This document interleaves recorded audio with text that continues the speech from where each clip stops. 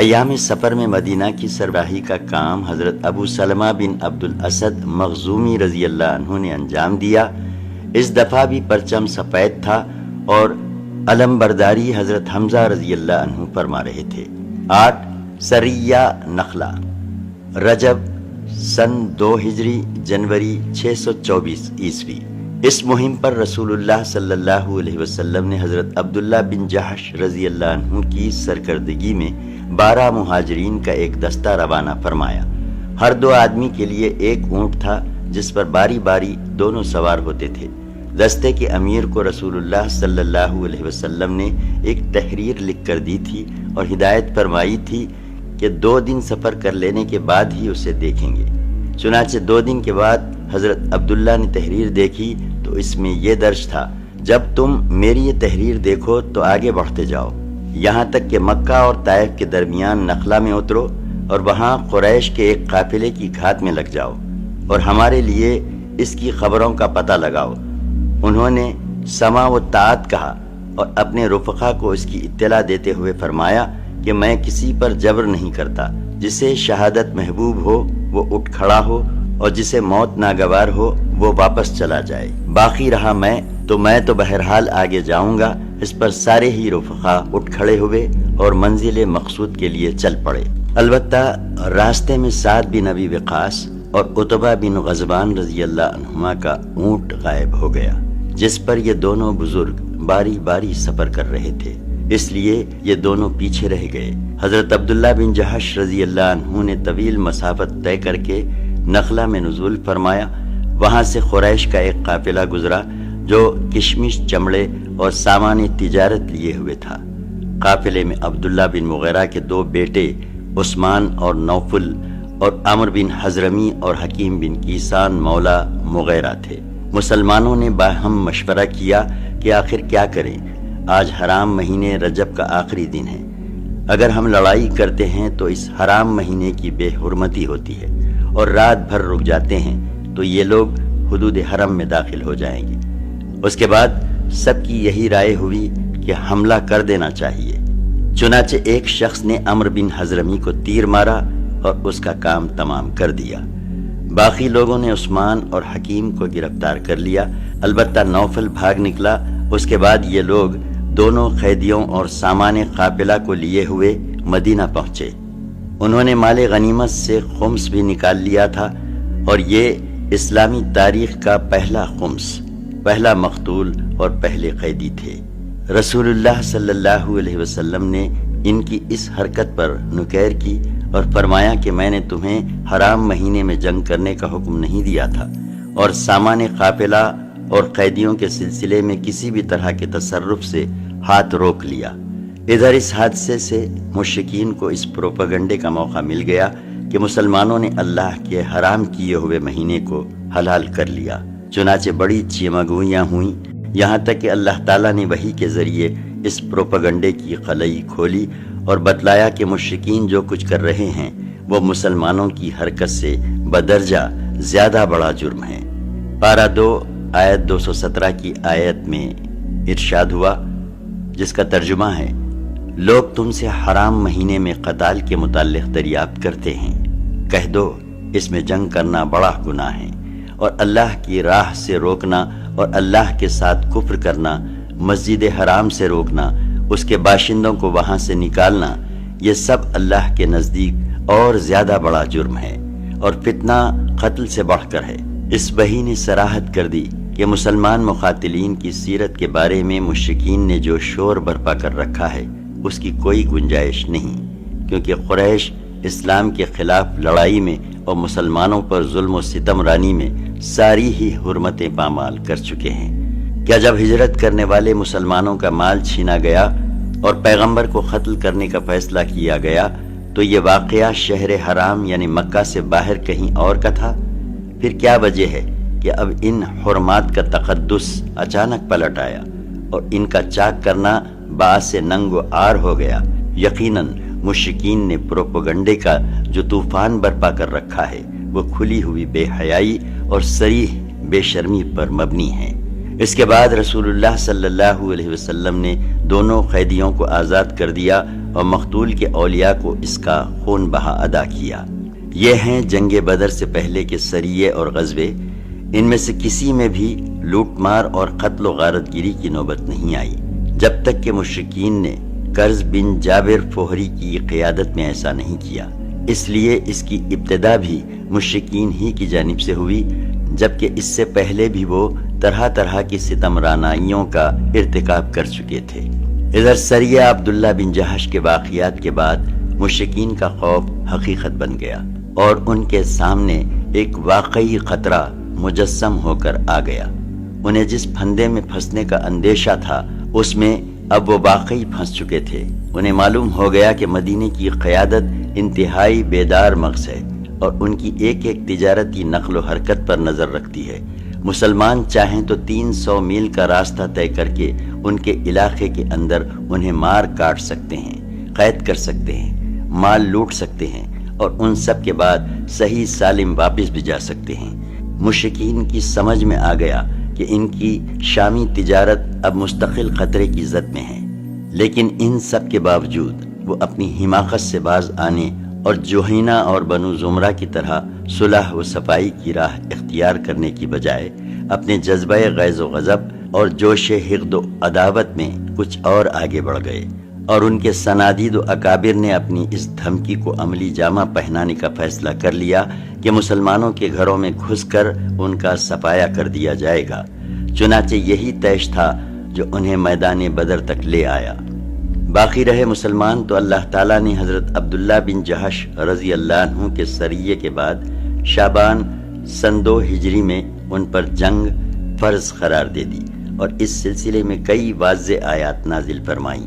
ارشاد ہوا، پارہ 2 آیت 19 سے لے کر 193 تک، اللہ کی راہ میں ان سے جنگ کرو جو تم سے جنگ کرتے ہیں اور حد سے آگے نہ بڑھو، یقیناً اللہ حد سے آگے بڑھنے والوں کو پسند نہیں کرتا، اور انہیں جہاں پاؤ قتل کرو، اور جہاں سے انہوں نے تمہیں نکالا ہے وہاں سے تم بھی انہیں نکال دو، اور فتنہ قتل سے زیادہ سخت ہے، اور ان سے مسجد حرام کے پاس قتال نہ کرو یہاں تک کہ وہ تم سے مسجد حرام میں قتال کریں، پس اگر وہ وہاں قتال کریں تو تم وہاں بھی انہیں قتل کرو، کافروں کی جزا ایسی ہی ہے، پس اگر وہ باز آ جائیں تو بے شک اللہ غفور الرحیم ہے، اور ان سے لڑائی کرو یہاں تک کہ فتنہ نہ رہے اور دین اللہ کے لیے ہو جائے، پس اگر وہ باز آ جائیں تو کوئی تعدی نہیں ہے مگر ظالموں ہی پر۔ اس کے بعد جلد ہی دوسری نوع کی آیات نازل ہوئیں جن میں جنگ کا طریقہ بتایا گیا ہے اور اس کی ترغیب دی گئی ہے اور بعض احکامات بھی بیان کیے گئے ہیں۔ چنانچہ پارہ 47 آیت 4 سے لے کر 7 تک ارشاد ہے، بس جب تم لوگ کفر کرنے والوں سے ٹکراؤ تو گردنیں مارو، یہاں تک کہ جب انہیں اچھی طرح کچل لو تو جکڑ کر باندھو، اس کے بعد یا تو احسان کرو یا فدیہ لو، یہاں تک کہ لڑائی اپنے ہتھیار رکھ دے، یہ ہے تمہارا کام، اور اگر اللہ چاہتا تو خود ہی ان سے انتقام لے لیتا، لیکن وہ چاہتا ہے کہ تم میں سے بعض کو بعض کے ذریعے آزمائے، اور جو لوگ اللہ کی راہ میں قتل کیے جائیں گے اللہ ان کے اعمال کو ہرگز رائے گاہ نہ کرے گا، اللہ ان کی رہنمائی کرے گا اور ان کا حال درست کرے گا اور ان کو جنت میں داخل کرے گا جس سے ان کو واقف کرا چکا ہے۔ اے اہل ایمان، اگر تم نے اللہ کی مدد کی تو اللہ تمہاری مدد کرے گا اور تمہارے قدم ثابت رکھے گا۔ اس کے بعد اللہ تعالیٰ نے ان لوگوں کی مذمت فرمائی جن کے دل جنگ کا حکم سن کر کانپنے اور دھڑکنے لگے تھے۔ فرمایا، پارہ 47 آیت 20 ارشاد ہے، تو جب کوئی محکوم صورت نازل کی جاتی ہے اور اس میں قتال کا ذکر ہوتا ہے تو تم دیکھتے ہو کہ جن لوگوں کے دلوں میں بیماری ہے وہ تمہاری طرف اس طرح دیکھتے ہیں جیسے وہ شخص دیکھتا ہے جس پر موت کی غشی طاری ہو رہی ہو۔ حقیقت یہ ہے کہ جنگ کی فرضیت و ترغیب اور اس کی تیاری کا حکم حالات کے تقاضے کے عین مطابق تھا، حتیٰ کہ اگر حالات پر گہری نظر رکھنے والا کوئی کمانڈر ہوتا تو وہ بھی اپنی فوج کو ہر طرح کی ہنگامی حالات کا فوری مقابلہ کرنے کے لیے تیار رہنے کا حکم دیتا، لہٰذا وہ پروردگار برتر کیوں نہ ایسا حکم دیتا جو ہر کھلی اور ڈھکی بات سے واقف ہے۔ حقیقت یہ ہے کہ حالات حق و باطل کے درمیان ایک خونریز اور فیصلہ کن معرکے کا تقاضا کر رہے تھے، خصوصاً سریہ عبداللہ بن جہش رضی اللہ عنہ کے بعد، جو کہ مشرکین کی غیرت و حمیت پر ایک سنگین ضرب تھی اور جس نے انہیں کباب سیخ بنا رکھا تھا۔ احکام جنگ کی آیات کے سیاق و سباق سے اندازہ ہوتا تھا کہ خونریز معرکے کا وقت قریب ہی ہے اور اس میں آخری فتح و نصرت مسلمانوں ہی کو نصیب ہوگی۔ آپ اس بات پر نظر ڈالیے کہ اللہ تعالیٰ نے کس طرح مسلمانوں کو حکم دیا ہے کہ جہاں سے مشرکین نے تمہیں نکالا ہے اب تم بھی وہاں سے انہیں نکال دو، پھر کس طرح اس نے قیدیوں کے باندھنے اور مخالفین کو کچل کر سلسلہ جنگ کو خاتمے تک پہنچانے کی ہدایت دی ہے، جو ایک غالب اور فاتح فوج سے تعلق رکھتی ہے۔ یہ اشارہ تھا کہ آخری غلبہ مسلمانوں ہی کو نصیب ہوگا، لیکن یہ بات پردوں اور اشاروں میں بتائی گئی تاکہ جو شخص جہاد فی سبیل اللہ کے لیے جتنی گرم جوشی رکھتا ہے اس کا عملی مظاہرہ بھی کر سکے۔ پھر انہی دنوں شعبان سن 2 ہجری فروری 664 عیسوی میں اللہ تعالیٰ نے حکم دیا کہ قبلہ بیت المقدس کے بجائے خانہ کعبہ کو بنایا جائے اور نماز میں اسی طرف رخ پھیرا جائے۔ اس کا فائدہ یہ ہوا کہ کمزور اور منافق یہود جو مسلمانوں کی صف میں محض اضطراب و انتشار پھیلانے کے لیے داخل ہو گئے تھے، کھل کر سامنے آ گئے اور مسلمانوں سے علیحدہ ہو کر اپنی اصل حالت پر واپس چلے گئے، اور اس طرح مسلمانوں کی صفیں بہت سے غداروں اور خیانت کوشوں سے پاک ہو گئیں۔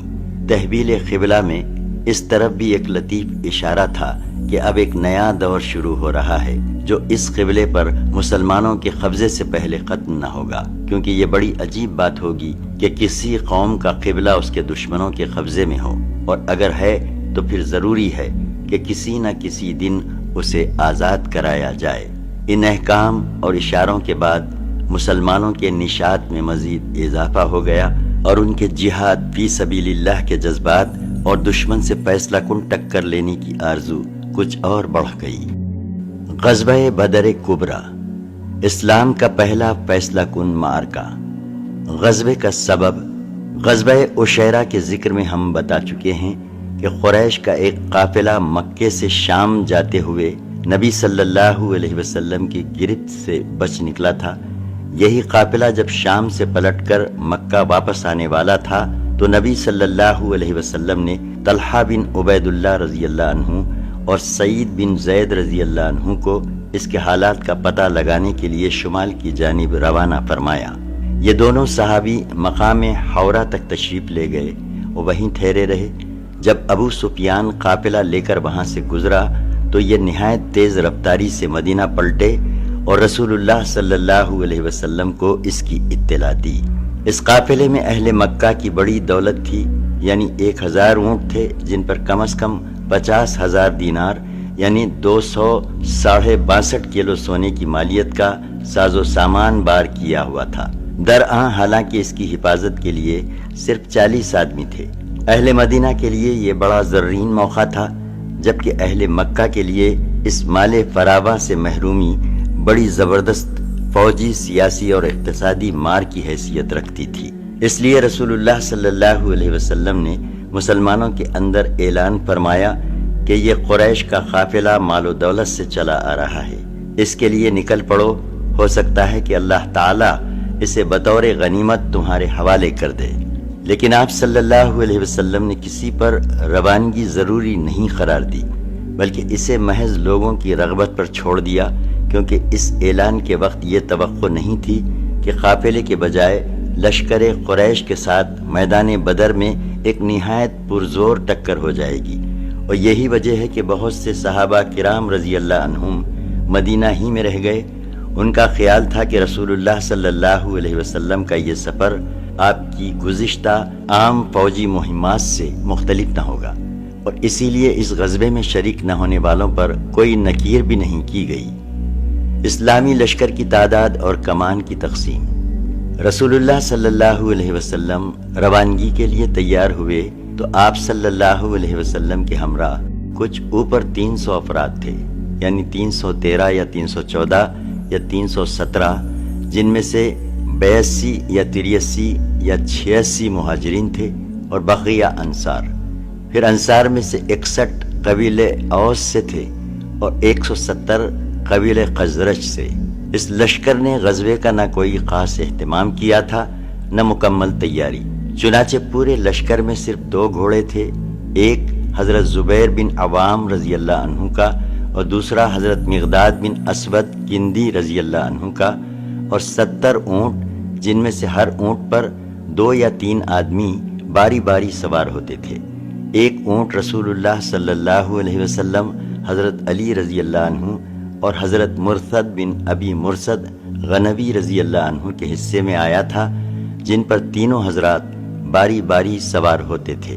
مدینے کا انتظام اور نماز کی امامت پہل حضرت ابن ام مکتوم رضی اللہ عنہ کو سونپی گئی، لیکن جب نبی صلی اللہ علیہ وسلم مقام روحہ تک پہنچے تو آپ صلی اللہ علیہ وسلم نے حضرت ابو لبابہ بن عبد المنذر رضی اللہ عنہ کو مدینے کا منتظم بنا کر واپس بھیج دیا۔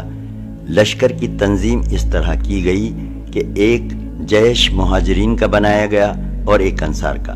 مہاجرین کا علم حضرت علی بن ابی طالب کو دیا گیا اور انصار کا علم حضرت سعد بن معاذ کو، اور جنرل کمان کا پرچم جس کا رنگ سفید تھا حضرت مصعب بن عمیر عبدری رضی اللہ عنہ کو دیا گیا۔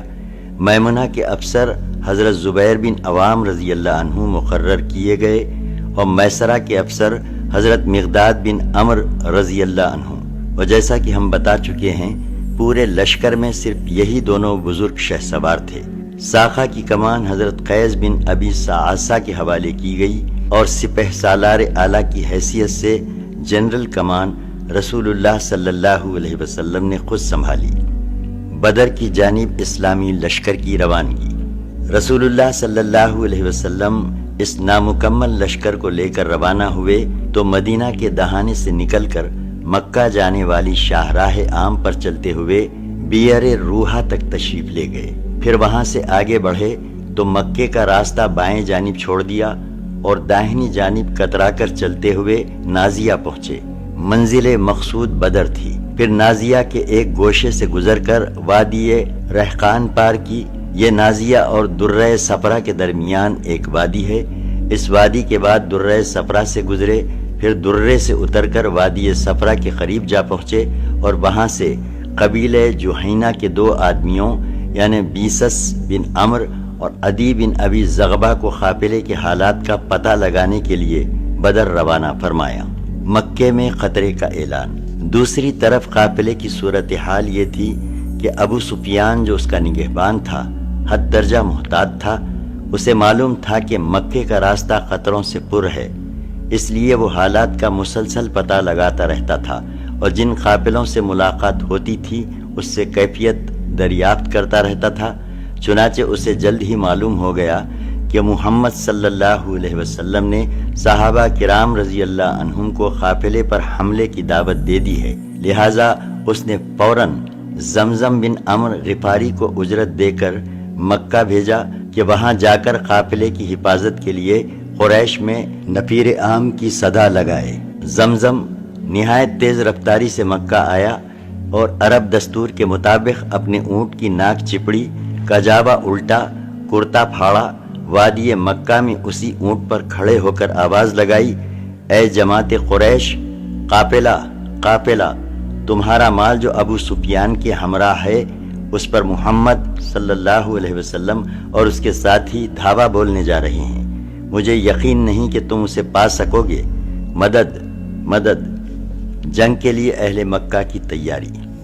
یہ آواز سن کر لوگ ہر طرف سے دوڑ پڑے، کہنے لگے محمد صلی اللہ علیہ وسلم اور اس کے ساتھی سمجھتے ہیں کہ یہ قافلہ بھی ابن حضرمی کے قافلے جیسا ہے۔ جی نہیں، ہرگز نہیں، خدا کی قسم انہیں پتہ چل جائے گا کہ ہمارا معاملہ کچھ اور ہے۔ چنانچہ سارے مکے میں 2 ہی طرح کے لوگ تھے، یا تو آدمی خود جنگ کے لیے نکل رہا تھا یا اپنی جگہ کسی اور کو بھیج رہا تھا، اور اس طرح گویا سبھی نکل پڑے۔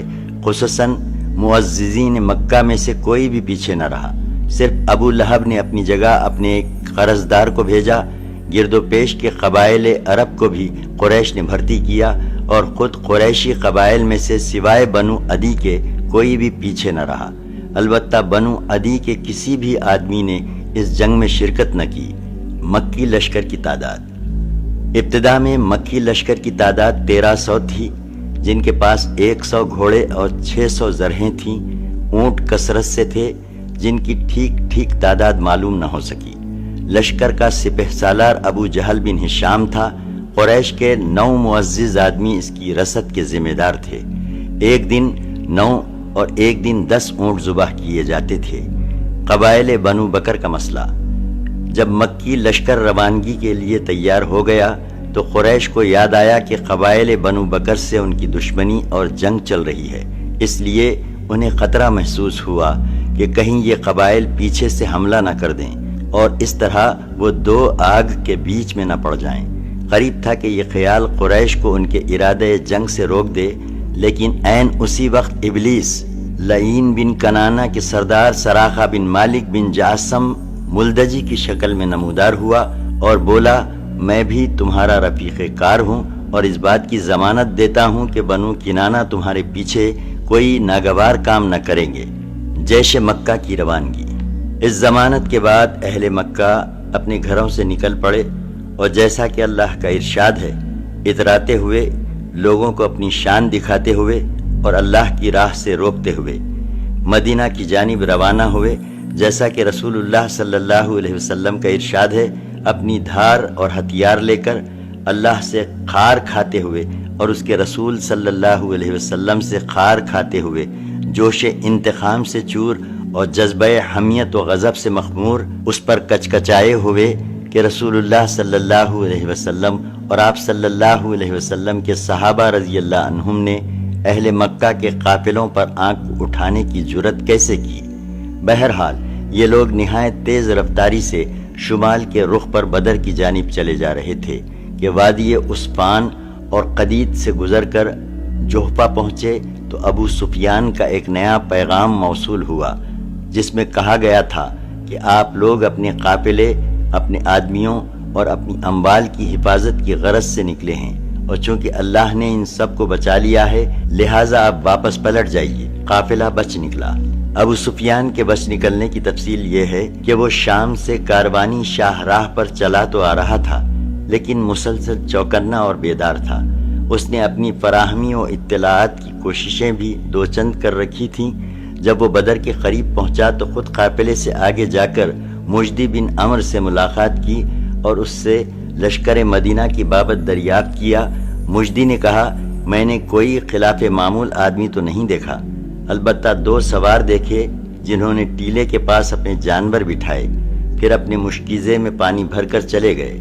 ابو سفیان لپک کر وہاں پہنچا اور ان کے اونٹوں کی مینگنیاں اٹھا کر توڑیں تو اس میں کھجور کی گٹلی برآمد ہوئی۔ ابو سفیان نے کہا، خدا کی قسم یہ یثرب کا چارہ ہے۔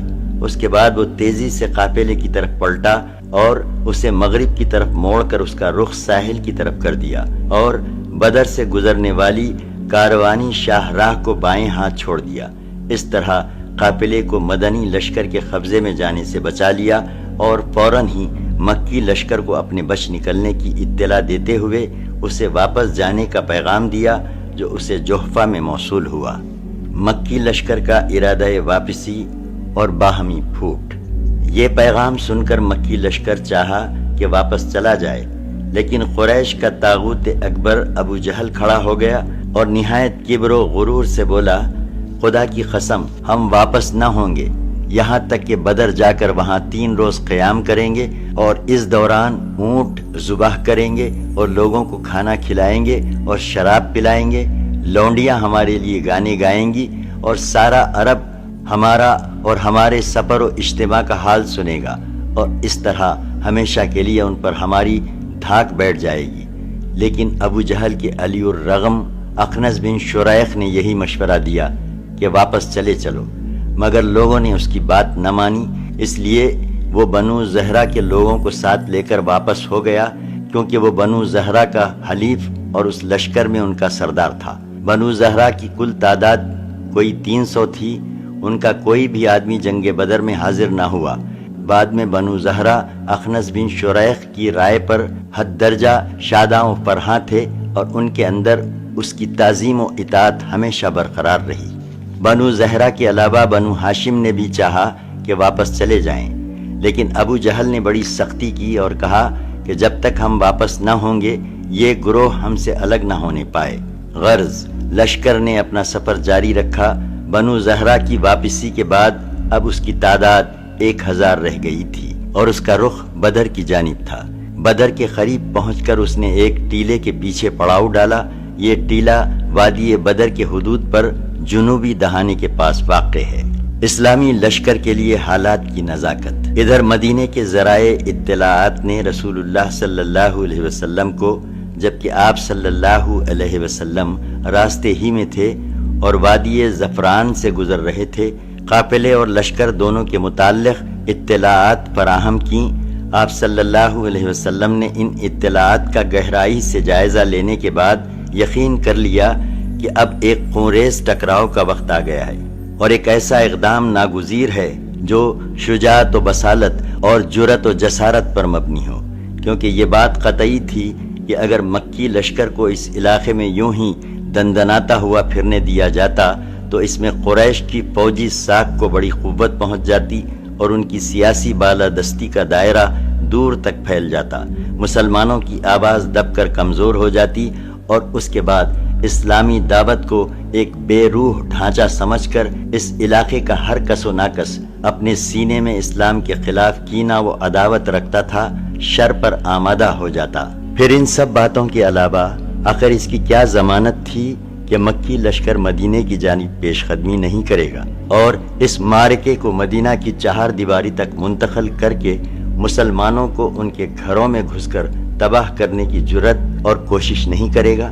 جی ہاں، اگر مدنی لشکر کی جانب سے ذرا بھی گریز کیا جاتا تو یہ سب کچھ ممکن تھا، اور اگر ایسا نہ بھی ہوتا تو مسلمانوں کی ہیبت و شہرت پر تو بہرحال اس کا نہایت برا اثر پڑتا۔ مجلس شورا کا اجتماع۔ حالات کی اس اچانک اور پرخطر تبدیلی کے پیش نظر رسول اللہ صلی اللہ علیہ وسلم نے ایک اعلیٰ فوجی مجلس شورا منعقد کی، جس میں درپیش صورتحال کا تذکرہ فرمایا اور کمانڈروں اور عام فوجیوں سے تبادلہ خیال کیا۔ اس موقع پر ایک گروہ خونریز ٹکراؤ کا نام سن کر کانپ اٹھا اور اس کا دل لرزنے اور دھڑکنے لگا۔ اسی گروہ کے متعلق اللہ تعالیٰ کا ارشاد ہے، سورہ انفال آیت 5 اور 6، جیسا کہ تجھے تیرے رب نے تیرے گھر سے حق کے ساتھ نکالا اور مومنین کا ایک گروہ ناگوار سمجھ رہا تھا، وہ تجھ سے حق کے بارے میں اس کے واضح ہو چکنے کے بعد جھگڑ رہے تھے، گویا وہ آنکھوں دیکھتے موت کی طرف ہانکے جا رہے ہیں۔ لیکن جہاں تک قائدین لشکر کا تعلق ہے تو حضرت ابو بکر رضی اللہ عنہ اٹھے اور نہایت اچھی بات کہی، پھر حضرت عمر بن خطاب رضی اللہ عنہ اٹھے، انہوں نے بھی نہایت عمدہ بات کہی، پھر حضرت مقداد بن عمر رضی اللہ عنہ اٹھے اور عرض پردار ہوئے، اے اللہ کے رسول صلی اللہ علیہ وسلم، اللہ نے آپ کو جو راہ دکھلائی ہے اس پر روا دما رہیے، ہم آپ کے ساتھ ہیں، خدا کی قسم ہم آپ سے وہ بات نہیں کہیں گے جو بنو اسرائیل نے موسیٰ علیہ السلام سے کہی تھی۔ سورہ مائدہ آیت 24، تم اور تمہارا رب جاؤ اور لڑو، ہم یہیں بیٹھے ہیں، بلکہ ہم یہ کہیں گے کہ آپ اور آپ کے پروردگار چلیں اور لڑیں اور ہم بھی آپ کے ساتھ ساتھ لڑیں گے۔ اس ذات کی قسم جس نے آپ کو حق کے ساتھ مبعوث فرمایا ہے، اگر آپ ہم کو برق غیمات تک لے چلیں تو ہم راستے والوں سے لڑتے بھیڑتے آپ کے ساتھ وہاں بھی چلیں گے۔ رسول اللہ صلی اللہ علیہ وسلم نے ان کے حق میں کلمہ خیر ارشاد فرمایا اور دعا دی۔ یہ تینوں کمانڈر مہاجرین سے تھے جن کی تعداد لشکر میں کم تھی۔ رسول اللہ صلی اللہ علیہ وسلم کی خواہش تھی کہ انصار کی رائے معلوم کریں، کیونکہ وہی لشکر میں اکثریت رکھتے تھے اور معرکے کا اصل بوجھ انہی کے شانوں پر پڑنے والا تھا۔ درآں حالانکہ بیعت عقبہ کی روح سے ان پر لازم نہ تھا کہ مدینے سے باہر نکل کر جنگ کریں، اس لیے آپ صلی اللہ علیہ وسلم نے مذکورہ تینوں حضرات کی باتیں سننے کے بعد پھر فرمایا، لوگو مجھے مشورہ دو۔ مقصود انصار تھے۔ اور یہ بات انصار کے کمانڈر اور علمبردار حضرت سعد بن معاذ رضی اللہ عنہ نے بھانپ لی۔ چنانچہ انہوں نے عرض کیا کہ بخدا ایسا معلوم ہوتا ہے کہ اے اللہ کے رسول صلی اللہ علیہ وسلم، آپ کا روئے سخن ہماری طرف ہے۔ آپ صلی اللہ علیہ وسلم نے فرمایا ہاں۔ انہوں نے کہا ہم تو آپ صلی اللہ علیہ وسلم پر ایمان لائے ہیں، آپ کی تصدیق کی ہے اور یہ گواہی دی ہے کہ آپ صلی اللہ علیہ وسلم جو کچھ لے کر آئے ہیں سب حق ہے، اور اس پر ہم نے آپ کو اپنی سماع و طاقت کا عہد و میثاق دیا ہے۔ لہٰذا اے اللہ کے رسول صلی اللہ علیہ وسلم، آپ کا جو ارادہ ہے اس کے لیے پیش قدمی فرمائیے۔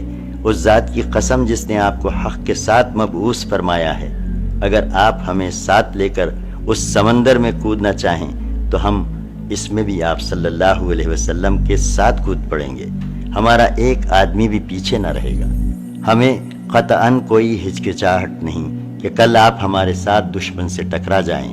ہم جنگ میں پامرد اور لڑنے میں جواں مرد ہیں، اور ممکن ہے کہ اللہ آپ کو ہمارا وہ جوہر دکھلائے جس سے آپ کی آنکھیں ٹھنڈی ہو جائیں، بس آپ ہمیں ہمراہ لے چلیں، اللہ برکت دے۔